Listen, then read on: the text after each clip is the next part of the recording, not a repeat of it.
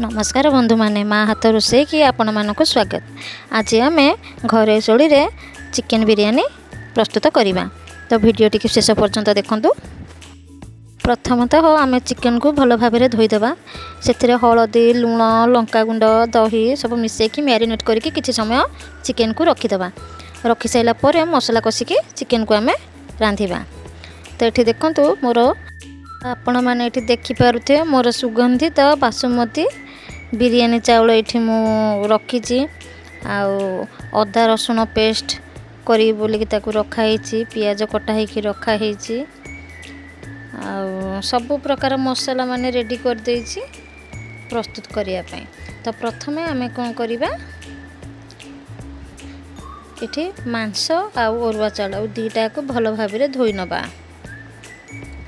तो प्रथम देखंतु ये मु चाउल को भल भाव में पाइप रे धोईदेवी पानी रे।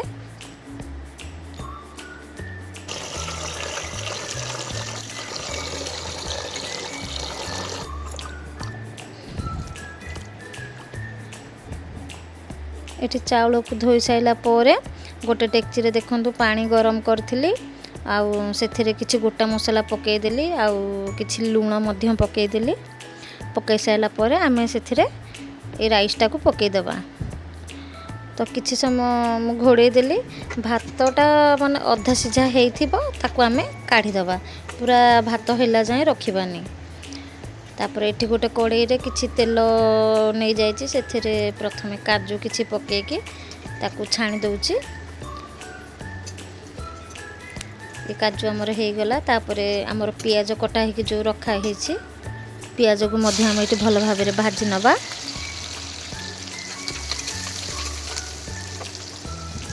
पियाजटा सुनेली कलर टाइप रो टिके हैला बेलकू ताकू आमे काढी देबा। तो माने पूरा सुनेली कलर होबने हल्का सुनेली कलर हेतिबो काढी नबा।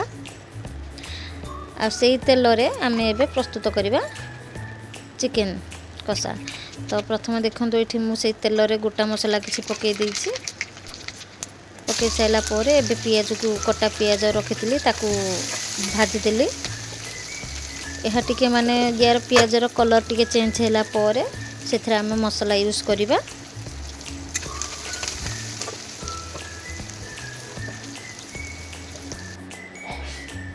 एटी देखंतु लूण हलदी लंका गुंड गरम मसला आ चिकेन मसला ए सब देकी आमे चिकेन कसा प्रस्तुत करिबा।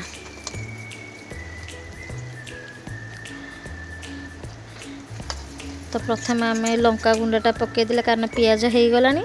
पियाज हैला पर लंका गुंडा पकई देले एटा काश्मीरी मिर्च। तो आमर कलरटा रेड कलर आसीबो तरकारी रो। तापर आम अदा रसुण पेस्ट पकईकी ताकू घांटी दबा।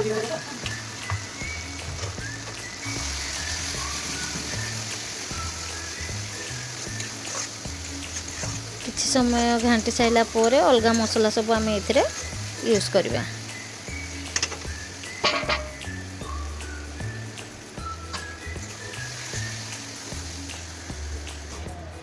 देखंतु मसला हमर भल भाव में हो जाइए। एबे आमे इथरे चिकेन को ऐड कर दबा।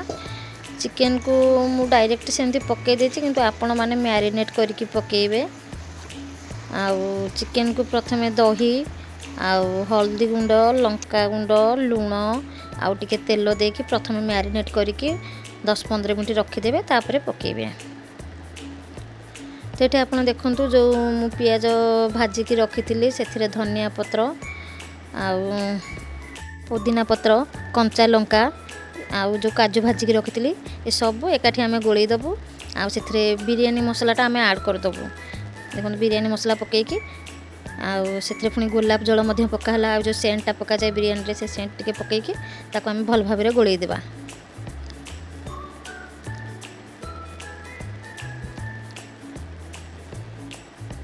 एटी देखंतु भल से ये गोळई हे गला। तो ये फाइनाल आमर मांस कषा सरी जाइए। आउ राइस भी माने दरसिजा हो जाइए।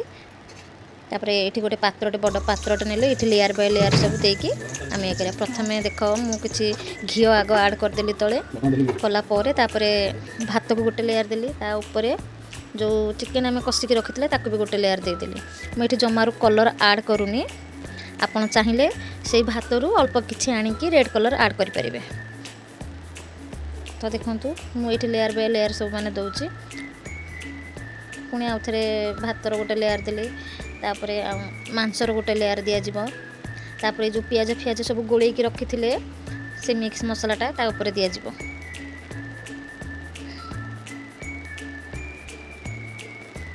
ଏହିପରି ଭାବେ ଆମେ ଲେୟାର ବାଇ ଲେୟାର ଦେଇକି ଆମର ବିରିୟାନୀଟା ପ୍ରସ୍ତୁତ କରିବା। ଏବେ ପାତ୍ରକୁ ଢାଙ୍କି ଧିମ ଆଞ୍ଚରେ କିଛି ସମୟ ଦମ୍ ଦେବା ପାଇଁ ରଖିଦେବା, ଯାହାଦ୍ୱାରା ସମସ୍ତ ସୁଗନ୍ଧ ସ୍ୱାଦ ଚାଉଳ ଭିତରକୁ ଭଲ ଭାବରେ ମିଶିଯିବ। ତାହେଲେ ପ୍ରସ୍ତୁତ ହୋଇଗଲା ଆମର ସୁସ୍ୱାଦୁ ଓ ସୁଗନ୍ଧିତ ଚିକେନ୍ ବିରିୟାନୀ।